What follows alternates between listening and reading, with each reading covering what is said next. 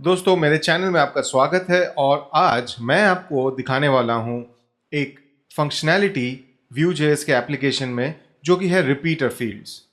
तो रिसेंटली मैं इस क्रोनोस के प्रोजेक्ट में काम कर रहा था और मेरे पास एक रिक्वायरमेंट आया जहां कि मैं एक यूजर का सेगमेंट बना सकूं।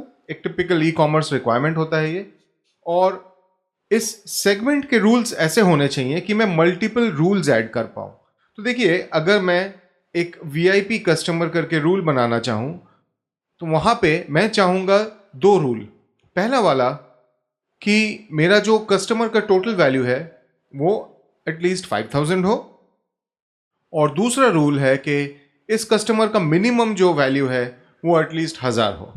ठीक है, तो बेसिकली मैं क्या कर रहा हूं, मैं इस सेगमेंट में उन यूजर्स को ले रहा हूं जिनका टोटल स्पेंड आज के तारीख में 1000 से लेके 5000 के अंदर है, और इसके लिए मुझे दो वैल्यूज चाहिए थे और मैंने यहां पे रिपीटर यूज किया है। तो इस वीडियो में मैं यही दिखाने वाला हूं कि आप एक Vue.js के एप्लीकेशन के अंदर एक ऐसा रिपीटर जैसा फील्ड किस तरीके से बना सकते हैं, उसका क्रिएट और उसका अपडेट और उसका व्यू, ये तीनों हम कैसे हैंडल कर पाएं।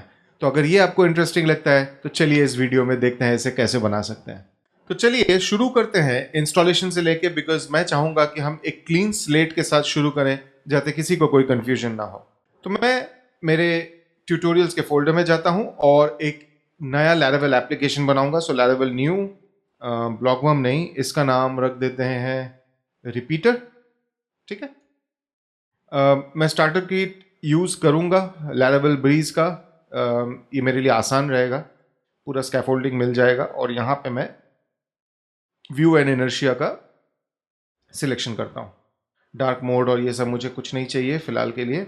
अब ये सिर्फ मुझे एक बार पूछेगा कि आपको डेटाबेस कौन सा चाहिए, तो मैं SQLite के साथ जाता हूं।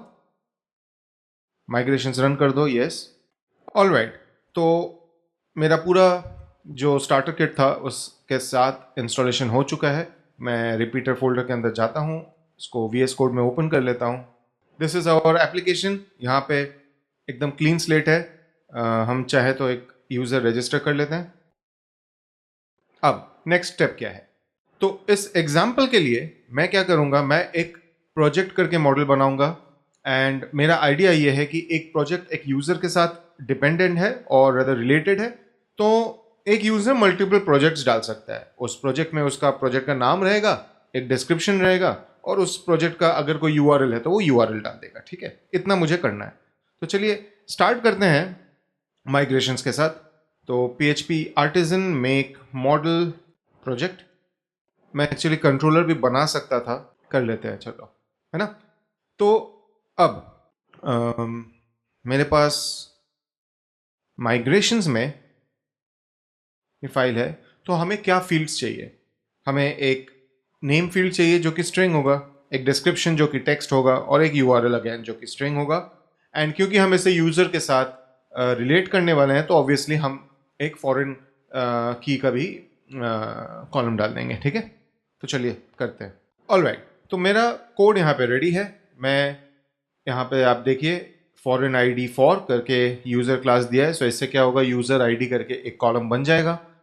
देन नेम जो कि नलेबल नहीं है, मतलब प्रोजेक्ट को और कुछ नहीं तो एक नाम तो चाहिए। डिस्क्रिप्शन एक टेक्स्ट कॉलम है, नलेबल है।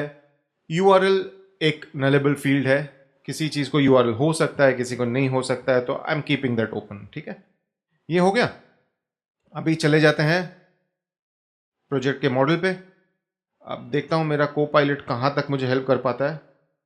ब्यूटीफुल, तो यूजर मॉडल इंपोर्ट कर लिया, नेम डिस्क्रिप्शन एक बार चेक कर लेते हैं, URL, और एक चीज ये भूल गया जो कि है यूजर ID। ठीक है, ये सारी चीजें डालने के बाद मेरा जो मॉडल है उसका भी रिलेशन एकदम सेट है। तो मैं क्या करता हूं, इन दोनों को कर देते हैं बंद, और अब हम चलते हैं व्यू के इंप्लीमेंटेशन में, बिकॉज फ्रंट एंड से ही तो डेटा आने वाला है। तो अभी पेजेस में मेरे पास डैशबोर्ड है। यहां पे मैं एक नया कंपोनेंट डाल दूंगा जो कि एक फॉर्म कंपोनेंट रहेगा, और दूसरा रहेगा उस फॉर्म कंपोनेंट के अंदर एक प्रोजेक्ट ऐड करने का कंपोनेंट। ठीक है, मैं जनरली क्या करता हूँ, हमेशा अगर आपके पास एक बड़ा फॉर्म है, राइट, तो फॉर्म एलिमेंट को आप एक मेन कंपोनेंट हमेशा बना दो, बिकॉज उसका पोस्ट व्यू ये सब करने के लिए आपके पास एपीआई कॉल और वो सब रहने वाले हैं, जो कि हम हमेशा हमारे मेन कंपोनेंट में हैंडल करेंगे। ये मेरी स्ट्रैटेजी है। अगर आपके पास कोई दूसरा स्ट्रैटेजी है तो आप मुझे कमेंट करके ज़रूर बताएं, बट मैंने जहाँ तक काम किया है मुझे ये बहुत कंफर्टेबल लगता है। So I have a parent component. ये पेरेंट कंपोनेंट में मेरा फॉर्म टैग चला जाता है, उसके पूरी हैंडलिंग जो है फॉर्म की वो मैं मेन कंपोनेंट में करता हूँ। और अब ये क्योंकि एक रिपीटर है, एक चाइल्ड कंपोनेंट है, तो मैं इसे एक अलग कंपोनेंट बना दूंगा।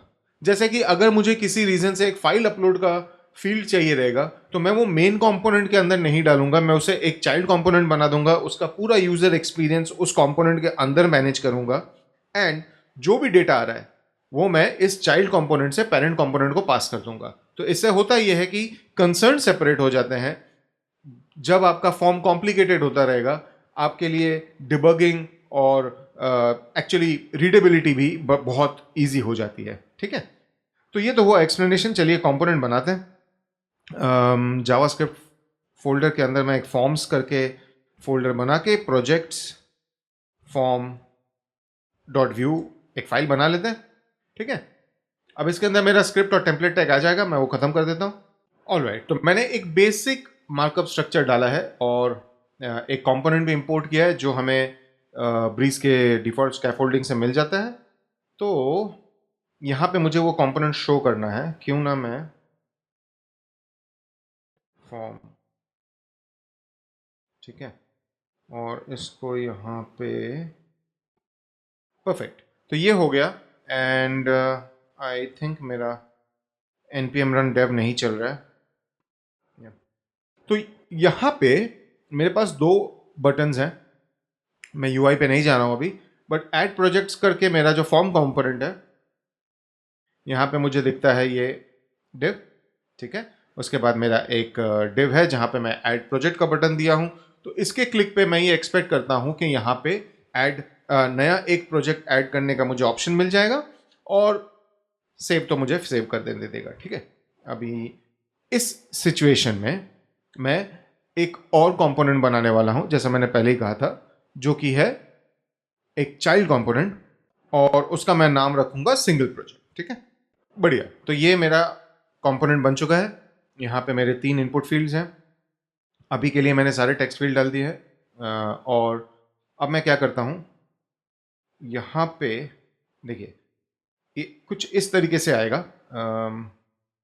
इम्पोर्ट, ये है सिंगल, तो ये मैं यहाँ पे अगर डाल देता हूँ तो क्या मुझे यहाँ पे ये दिखने लगा बराबर। यानी कि ये एक जो पूरा 3 इनपुट फील्ड का सेट है ना, ये मुझे रिपीट करवाना है। ये मेरा रिपीटर है, जस्ट सो दैट हमें देखने के लिए थोड़ा आसान ही रहे। बॉर्डर एंड राउंडेड, ठीक है, ये मैं डाल देता हूँ, इससे अपने को समझ में आएगा कि ये इतना पार्ट है। अब ठीक है, मेरे पास इतना CSS पे फिलहाल मैं फोकस नहीं कर रहा हूँ, तो यहाँ तक ही रखते हैं, इससे ज़्यादा हम कुछ नहीं करेंगे। बट हो क्या रहा है कि ये पूरा जो एक कंपोनेंट का ब्लॉक है ये मैं रिपीट करवाऊंगा, राइट। तो वो हम कैसे करें, देखिए पहले तो मैं यहाँ पे जाके फॉर्म, जो यूज फॉर्म है उसको मैं इंपोर्ट कर लेता हूँ। ठीक है, एंड इसको कर लेता हूँ कांस्टेंट फॉर्म इक्वल्स दिस। यहाँ तक सब सही है। अब फॉर्म के अंदर मुझे क्या चाहिए, मुझे एक प्रोजेक्ट्स करके की चाहिए रहेगा, जो कि अभी के लिए मैं एक एम्प्टी एरे बना देता हूँ। ठीक है, और कुछ नहीं है ना। यहाँ पे होगा ये कि मैं हर एक प्रोजेक्ट के एलिमेंट के ऊपर मैं इसको रिपीट करने वाला हूँ। ठीक है, तो V for correct project in form dot projects और प्रोजेक्ट डॉट ID। नहीं, यहाँ पे मैं एक काम करता हूँ, प्रोजेक्ट कॉमा की कर देता हूँ, क्योंकि मुझे अभी तक उसकी ID मिलेगी नहीं, तो मैं अननेसेसरली उसमें ID क्यों डालूँ, है ना। मेरे पास प्रोजेक्ट में ID नहीं है, वो अभी तक बना नहीं है। सो दिस की एट्रीब्यूट शुड वर्क।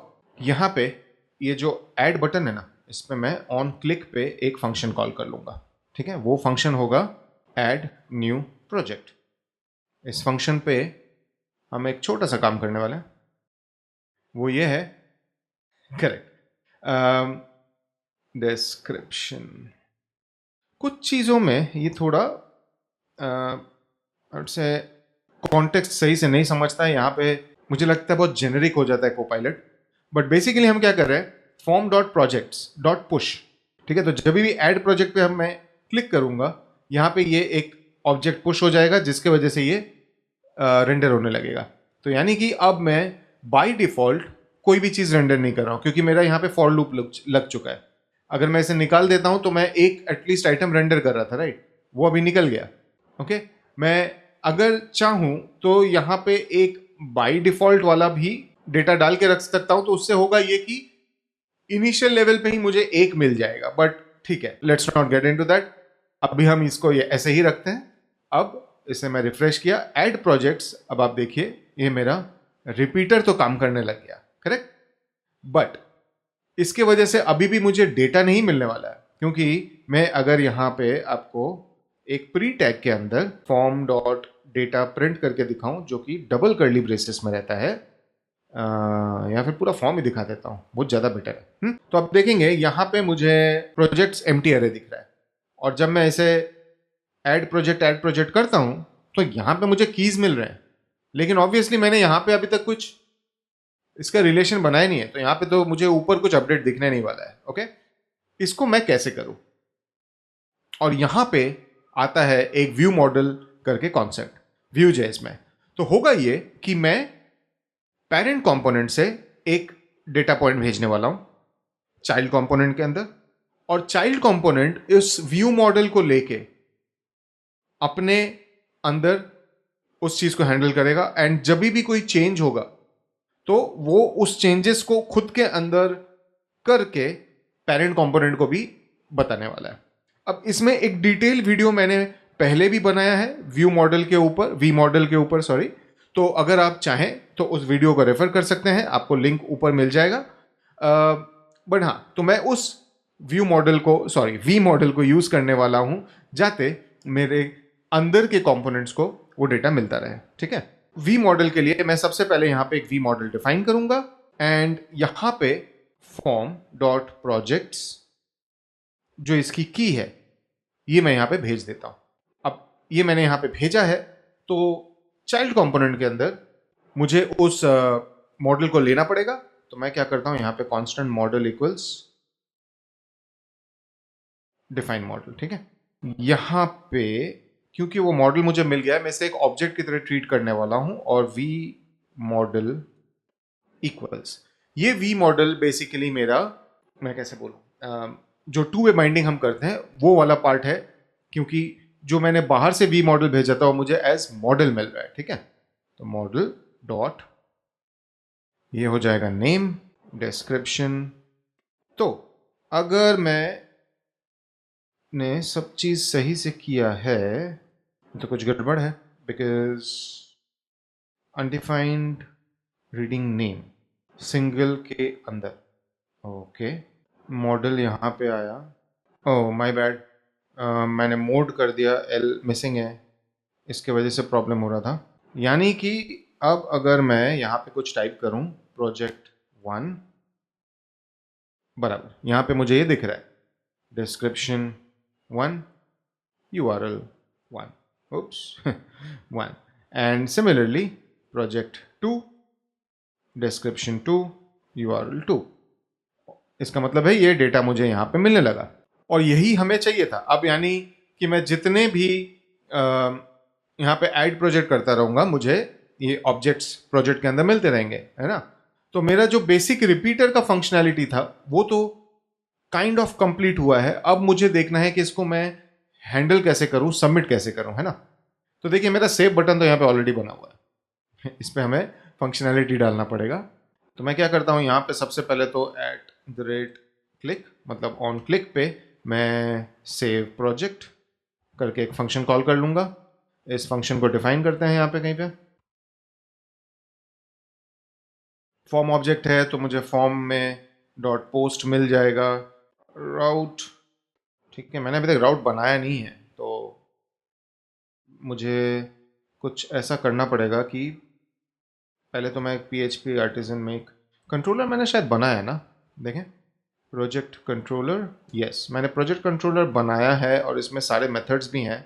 अभी के लिए मैं एक काम कर लेता हूँ, route resource projects project controller, yes controller को मैंने कर लिया इंपोर्ट। हाँ, अब ये काम करेगा। तो मैं क्या करता हूँ, यहाँ पे राउट्स में प्रोजेक्ट्स डॉट स्टोर, ये हो गया मेरा प्रोजेक्ट्स डॉट स्टोर, यानी कि ये पूरा डेटा आएगा। एक बार चेक कर लेते हैं मुझे वो मिल भी रहा है कि नहीं। तो डी रिक्वेस्ट ऑल, आप लॉग भी कर सकते हैं। डी का फ़ायदा ये होता है कि इनर्शिया को, जैसे ही कोई इनर्शिया रिस्पॉन्स नहीं मिलेगा, वो एक पॉपअप दे देता है, राइट। एंड तो मुझे वो इजीली दिखने में आ जाता है यूआई पे, मुझे ज़्यादा लोड लेने की ज़रूरत नहीं। कुछ तो डाल देते हैं यहाँ पे, ज़्यादा कुछ, ओके। तो मुझे डी में एक प्रोजेक्ट्स करके की मिल रहा है जिसके अंदर दो चीज़ें हैं, और यस यही तो मैंने भेजा था, तो बढ़िया है। यानी कि मैं अगर एक यहाँ पे बेसिक वैलिडेशन लगा दूं तो वो ऐसा होगा कि रिक्वेस्ट वैलिडेट, ठीक है। कभी कभी को पायलट थोड़ा अजीब बिहेव करता है, बट अदरवाइज मस्त है। ठीक है, रिक्वायर्ड है और अरे है, राइट, यहाँ तक मेरा सब सही चलेगा। फिर मैं क्या करता हूँ, collect data projects, yes each function, यहाँ पे मैं user ID equals auth ID, ठीक है, यहाँ तक सब सही। Add project project, that's it. तो ये अगर मैं कर दूंगा तो मेरे लूप में प्रोजेक्ट्स बन जाएंगे। एक काम करते हैं, मैं एसक्यूएल लाइट ओपन करता हूँ जहाँ पे मुझे डेटाबेस दिखेगा। तो ये मेरा एसक्यूएल लाइट डेटाबेस व्यूअर है। यहाँ पे मेरे पास अभी भी वो प्रोजेक्ट्स का टेबल नहीं था, तो देखते हैं। यस, तो मैं अभी एक काम करता हूँ, ये है ना कुछ तो गंदा सा लिखा हुआ है, मैं यहाँ पे जाके प्रोजेक्ट 1 डिस्क्रिप्शन 1 URL 1 और एक डाल देते हैं, जाते कि कंफर्म हो जाए कि मेरा रिपीटर काम कर रहा है। एंड इसको हम करते हैं सेव, ठीक है। देखते हैं डेटाबेस में आया क्या। यस, मेरे डेटाबेस में यूज़र ID 1 ने प्रोजेक्ट 1 प्रोजेक्ट 2 बनाया है, डिस्क्रिप्शन 1 डिस्क्रिप्शन 2, और URL में URL 1 URL 2। तो अब देख सकते हैं इस तरीके से मैंने मेरे रिपीटर का UI और हैंडलिंग दोनों कर लिया। अब बात आती है कि इसका अपडेट कैसे करें, क्योंकि यहाँ पे एक प्रॉब्लम है।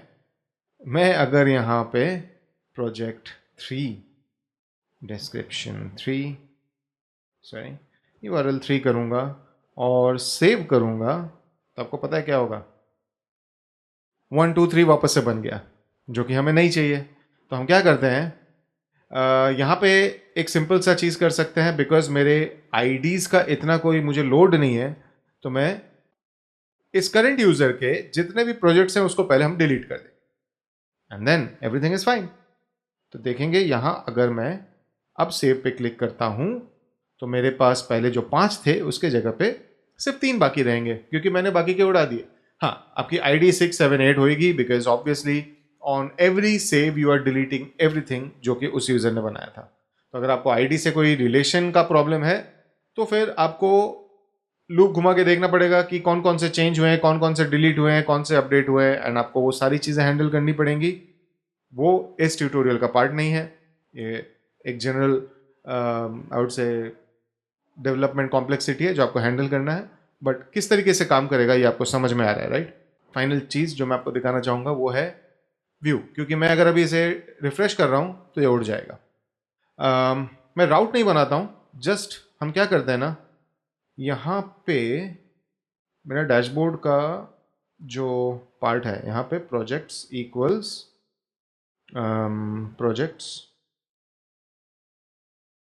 Query where user ID is this and this, बराबर, ये हो गया मेरा प्रोजेक्ट्स। इसको यहाँ पे मैं भेज देता हूँ। तो मेरे डैशबोर्ड में मुझे यूज प्रॉप्स, नहीं, define props, sorry, define props के थ्रू प्रोजेक्ट्स ऑब्जेक्ट। हाँ, ये एक चीज़ है मुझे समझ में नहीं आया। जनरली मैं इसे अरे करना चाहता हूँ बट ये होता नहीं है, it complains, I don't know why. But यहाँ पे मैं अगर अभी पेज पे जाऊँ तो मुझे प्रॉप्स में प्रोजेक्ट्स दिख रहा है जो कि सही है, और यहाँ पे मुझे ये प्रॉप प्रोजेक्ट फॉर्म को भी भेजना पड़ेगा। तो क्या करता हूँ, define props, yes yes, everything is fine. तो अगर मेरे पास प्रोजेक्ट्स हैं तो वो, और एल्स एन एम्प्टी अरे, यानी कि मैं यहाँ पे प्रोजेक्ट्स इक्वल्स, इसको मैं यहाँ पे डिस्ट्रक्चर कर लेता हूँ, यानी कि अभी ओके कुछ तो ब्रेक हो रहा है। Projects is not defined, projects कहाँ पे डिफाइंड नहीं है? हाँ, क्योंकि मैंने वहाँ पे भी डिस्ट्रक्चर नहीं किया रहेगा, भूल गया मैं। कांस्टेंट इक्वल्स प्रोजेक्ट्स, है ना?